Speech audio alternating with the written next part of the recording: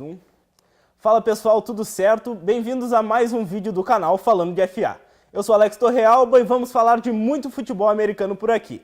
Como vocês já devem ter percebido, temos convidado hoje Renan Jardim, ele que criou a agência Touchdown, ele que é um jornalista esportivo, já trabalhou na Rádio Gaúcha, teve o projeto do Touchdown RS e agora está aqui comigo para falar um pouco da NFL e da semana 2 que rolou. Tudo bem, Renan? Tudo bem, Alex. Obrigado pelo convite. Vamos falar de futebol americano. Começou a temporada da NFL, algumas surpresas, alguma coisa que a gente já esperava, né, vindo do draft. Vamos falar disso também. Claro, muito futebol americano que a gente tem até o Super Bowl, até fevereiro, para curtir aí a temporada da National Football League.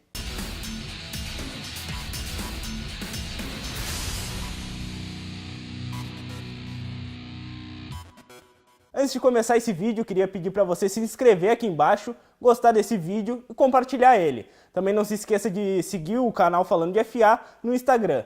Procura por @Falando de FA, segue a gente lá e confira mais um conteúdo bem legal de futebol americano. Renan, tu queria deixar o teu canal, o teu endereço de site para o pessoal acompanhar? Principalmente pelas redes sociais. Touchdown RS, a gente faz uma cobertura de futebol americano também da NFL, mas muito mais focado aqui no Rio Grande do Sul, YouTube, no Twitter, também no Facebook. E vai lá, agência touchdownrs.com na internet para você acompanhar todas as informações aí do futebol americano do Rio Grande do Sul do Brasil. E a gente fala um pouquinho também da NFL.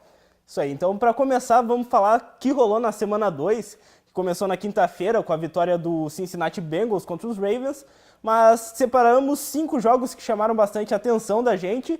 Vamos começar com a vitória do Chiefs contra os Steelers, 42-37 fora de casa, lá em Pittsburgh, e o destaque positivo foi o Patrick Mahomes, ele que está no seu primeiro ano de temporada como profissional, e ele conseguiu 6 touchdowns, né, Renan? O que chama mais atenção nesse quarterback pra ti? Um jogador que ele tem um bom braço, mas para ser um bom quarterback não adianta ter força e direção. Ele tem que ter um posicionamento e uma linha de jogo. Jogar contra o Steelers nunca é fácil.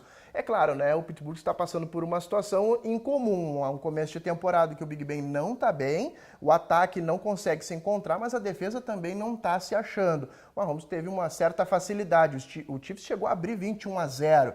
Permitiu o empate, mesmo assim conseguiu a vitória. E o Mahomes está como um dos jogadores aí, pretendidos aí para o prêmio de MVP. Por que não? Porque é um jogador que ele tem uma ótima leitura, ele sabe muito bem aonde posicionar os seus recebedores e consegue perceber que tanto os safeties quanto os cornerbacks fazem rotas em que permite que ele utilize bem o seu braço, né? Coloca força, os jogadores não conseguem chegar a tempo na bola e essas rotas aí acabam permitindo aí que o Chiefs avance bem ao longo do campo e conseguindo as pontuações necessárias. E o destaque negativo vai para os jogadores do Steelers, os principais deles, o Le'Veon Bell.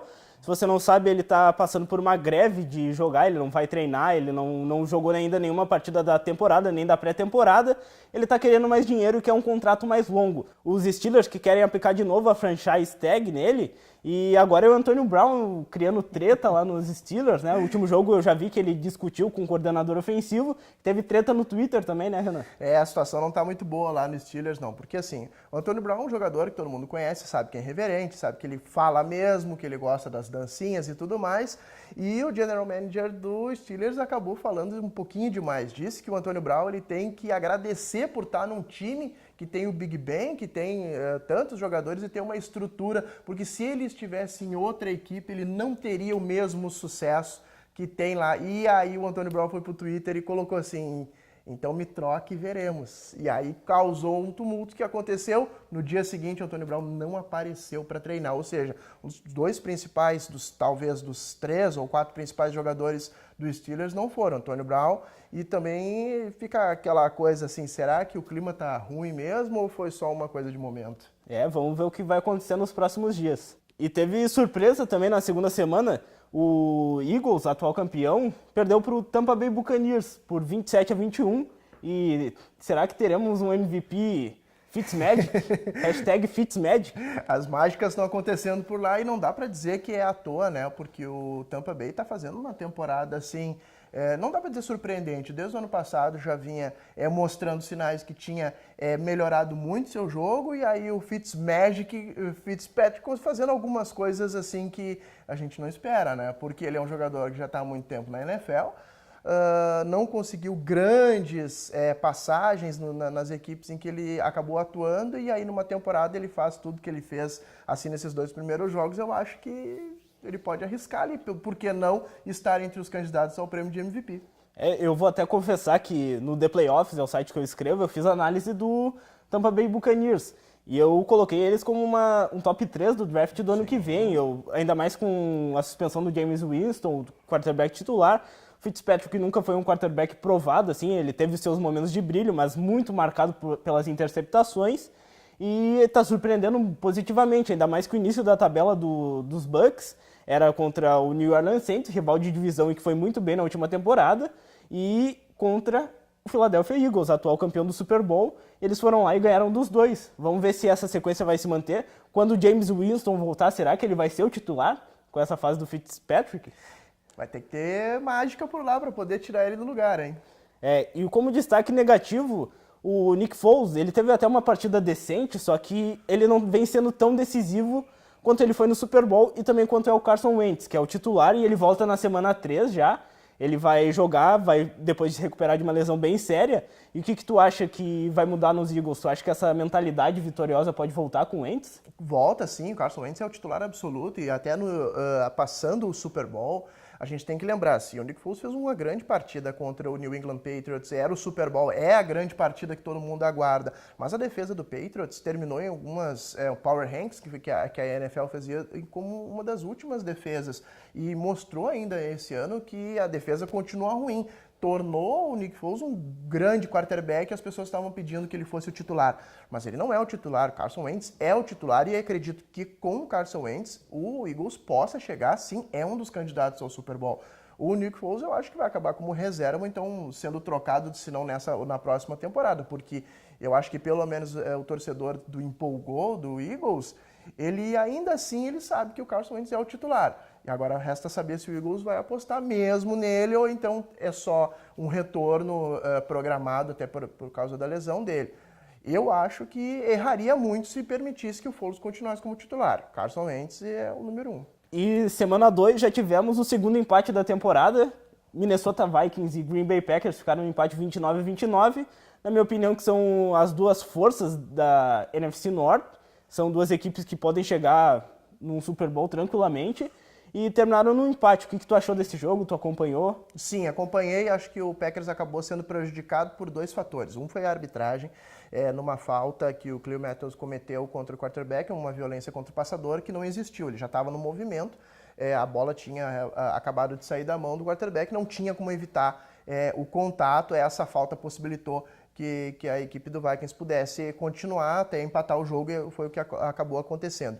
Agora, por outro lado, eu acho que o Aaron Rodgers está muito sobrecarregado, principalmente da falta do jogo aéreo, porque o Rodgers sempre foi um jogador com passes muito precisos e que agora ele está tendo que apostar no seu jogo corrido. A defesa do Packers acaba cedendo demais em momentos em que o time precisa segurar. O Vikings agora teve a possibilidade da vitória. O seu kicker, de uma forma bizonha, não entendi até hoje o que aconteceu, um kicker da NFL chutar tão mal quanto ele chuta, e ele teve 2 possibilidades de ganhar o jogo e não conseguiu. Por outro lado, eu acho que a equipe do Vikings, apesar de estar nessa crescente, não teria em condições, digamos assim, que sem a interferência desses fatores, um kicker errando um chute teoricamente fácil de 35 jardas, e também essa questão da arbitragem, que o Minnesota Vikings não tem nada a ver com isso, foi uma questão da arbitragem. Ainda assim, eu acho que não tem time suficiente para bater o Green Bay Packers. Resta saber se o Aaron Rodgers, que no primeiro jogo acabou sofrendo, acabou voltando e jogando, virando o jogo, mas machucado, se ele vai conseguir carregar o Packers por toda a temporada, porque o Packers é o time de um jogador só que acaba carregando isso. Com o quarterback reserva, todo mundo sabe que o time de Green Bay não avança muito longe. Vamos saber se o Aaron Rodgers está totalmente sadio, né? E tem o problema também que ele não tem ajuda no jogo terrestre. Os running backs não são esse primor. Tem um running back jovem, tem o Ty Montgomery, que é um wide receiver de origem, e ele corre como running back. Desde o Ed Lacy, lá há 3, 4 anos atrás, os Packers não têm esse fator. E os Vikings, o fator positivo foi o jogo do Kirk Cousins, conseguiu mais de 400 jardas, 4 touchdowns. Ele que está usando muito bem o Stephon Diggs, o Adam Thielen, então é um fator que está ajudando bem o Vikings e além disso tem uma boa defesa. Então essa evolução do Kirk Cousins pode ajudar os Vikings a ir longe, mas como tu disse, eu também não vejo os Vikings tendo força para vencer os Packers, por exemplo, com o Aaron Rodgers inteiro. Então é uma coisa que vai ter um segundo confronto ainda nessa temporada e eles podem se encontrar lá numa final de conferência, que seria um grande jogo também e não vai terminar empatado. Não vai terminar empatado. O Diggs, inclusive, o recebedor, que eu acho que ele é a arma de segurança de qualquer quarterback, né? Um jogador muito rápido, explosivo e que com certeza é uma das principais armas aí do Minnesota Vikings para essa temporada. No quarto jogo que a gente vai comentar, o Detroit Lions perdeu mais uma, dessa vez para o San Francisco 49ers, por 30-27. Foi um jogo que eu acompanhei bastante. Os Niners abriram uma pontuação bem grande e os Lions quase conseguiram empatar, até virar. Teve um lance que eu sou torcedor do Niners, eu quase morri do coração, que o Jimmy Garoppolo lançou uma interceptação e o cara retornou até a linha de 10 jardas, só que o juiz viu uma interferência de passe ofensiva. E eu destaco positivamente o Matt Breida, que está substituindo o Jerick McKinnon, que se machucou. Ele fez um jogo muito bom, ele fez um touchdown incrível de 66 jardas, correu para 135 jardas, e ele está se mostrando uma opção boa para o ataque terrestre dos Niners. O Garoppolo ele ainda não tem total segurança para ser um quarterback titular, né? Apesar dele que ele está pronto, ele tem toda a mobilidade, ele tem certos defeitos que com o jogo terrestre do 49ers permite isso. O problema todo que eu entendo ali no 49ers, a linha ofensiva deles não é a pior linha ofensiva da NFL, mas precisa ainda dar uma proteção para o seu quarterback. O Garoppolo ele foi treinado pelo Bill Belichick, né? Então, até ser trocado estava no Patriots, então ele tem ainda muito daquilo, assim, quem olha, assiste e pode fazer essa comparação com o Jacob Brissett, que está lá no Colts. São jogadores que eles precisam de proteção. Eles têm uma boa mobilidade, mas eu acho que nesse momento está ajudando o jogo terrestre, principalmente para não dar tanto problema para o Garoppolo, porque se ele depender somente dos passes e somente da linha dele, ele vai ter problema. Sim, até um destaque negativo essa linha ofensiva que permitiu 6 sacks nessa última partida, e o lado direito é o lado mais fraco. Tem o Mike McGlinchey, que foi o escolhido na 9ª rodada do draft, que ele é right tackle, e o lado direito, o guard, não tem um cara que dá pra dizer que é titular. Tem muitas lesões já nesse início da temporada, tá prejudicando. E do outro lado, na defesa, um lado negativo é o pass rush, que não consegue chegar no quarterback. Só fica dependendo do DeForest Buckner, ele que já tem 4 sacks e meio nessa temporada, e ele tá sendo um monstro, só que ele não tem ajuda das laterais. Ele faz a pressão pelo meio e o resto não faz nada. E ele permite que o quarterback adversário tenha tempo, né? E o que hoje na NFL a gente está percebendo muito isso. O quarterback, se ele tiver tempo para realizar as jogadas, ele consegue ter o tempo suficiente principalmente para as jogadas em slot, né? Ou então utilizando seus próprios running backs para receber passes. E se tu não conseguir um pass rusher que pressione, tu não conseguir sacks durante um jogo, com certeza a tua defesa vai acabar sofrendo porque o teu ataque não está conseguindo fazer a pontuação necessária, não está conseguindo fazer pressão e a tua defesa vai acabar vazando de uma forma ou de outra. E do outro lado, o Matthew Stafford, que não dá para brincar do lado dele. Né? Não dá. E o último jogo que a gente vai analisar é justamente do time do Renan, o New England Patriots. Ele que é um fã fiel dos Patriots, mas acabou perdendo nessa última rodada, né, Renan? Perdeu de 31-20 dos Jaguars. E o que tu tem pra dizer desse jogo? Tu passou muita raiva? Eu tenho pra dizer que eu odeio a defesa do New England. O Matt Patricia foi embora, tá fazendo um trabalho mediano lá no Lions, mas parece que deixou uma assombração ali. O Bill Belichick sempre foi um treinador conhecido pelas suas defesas. Mas desde o ano passado, e esse ano parece que a coisa tá pior ali. O New England sofrendo com uma marcação que acaba deixando os jogadores, principalmente nesse último jogo do Jaguars, jogadores livres, tackles errados, jogador da NFL que não sabe dar tackle, jogador do Jacksonville Jaguars passando por 2 ou 3 marcadores. Eu ainda tenho uma certa implicância com o Stephon Gilmore, que eu amo, odeio ele, porque ele já fez coisas importantes, mas é um jogador que ele não se acerta na marcação de zona, ele é um jogador que sempre, se for observar, ele sempre chega atrasado. Ele está sempre atrasado nos lances. A secundária do New England Patriots praticamente não existiu. E se a gente for parar para analisar, New England estava jogando contra o Blake Bortles. Não dá para tomar uma pontuação como foi a que aconteceu agora contra o Jacksonville Jaguars. O Tom Brady não jogou tão bem quanto deveria, o ataque não produziu. No entanto, o ataque produziu o suficiente para que o time buscasse uma reação. O Tom Brady sofreu um fumble, não conseguiu fazer todos os seus passes, teve um índice muito abaixo do que ele geralmente tem. Foi um dos piores jogos da história recente do New England. Agora, a defesa, se a gente começar a parar e comparar com defesas da NFL, com das 32 franquias, a defesa do New England não pode ceder tanto quanto cedeu para o Jacksonville Jaguars.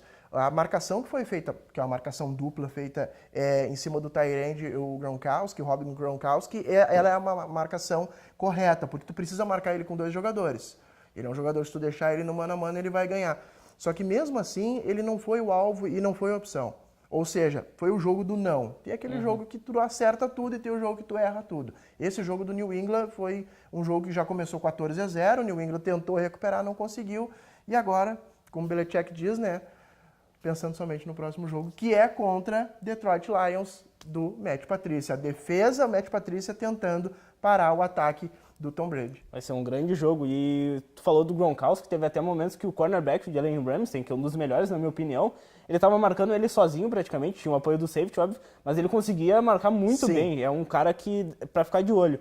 E o ataque dos Patriots jogar mal contra essa defesa do Jaguars, que é muito boa, pra mim é a melhor da NFL, é normal. Mas o ataque de Jacksonville jogar bem contra essa defesa dos Patriots, e ainda mais com o Blake Bortles brilhando, assim, 4 touchdowns, mais de 400 jardas, é algo que pra ficar de olho e ficar com cuidado, né? Porque tem que ver, tem que ajustar isso, né? A defesa transformou ele num quarterback de elite, né? Imagina se ele ganha o Super Bowl. Ai, ai, ai. Então, pessoal, esses foram 5 jogos que eu e o Renan, a gente separou pra vocês da semana 2. Você pode conferir todos os resultados lá no Instagram, no @falandodefa. E aproveita e segue a gente lá. Não se esquece de se inscrever aqui embaixo, gostar desse vídeo e compartilhar. Aguardo vocês numa próxima. O Renan vai estar comigo também para analisar os jogos da semana 3. Então não perde essa. Muito obrigado, Renan. Valeu, Tchê. Um abraço.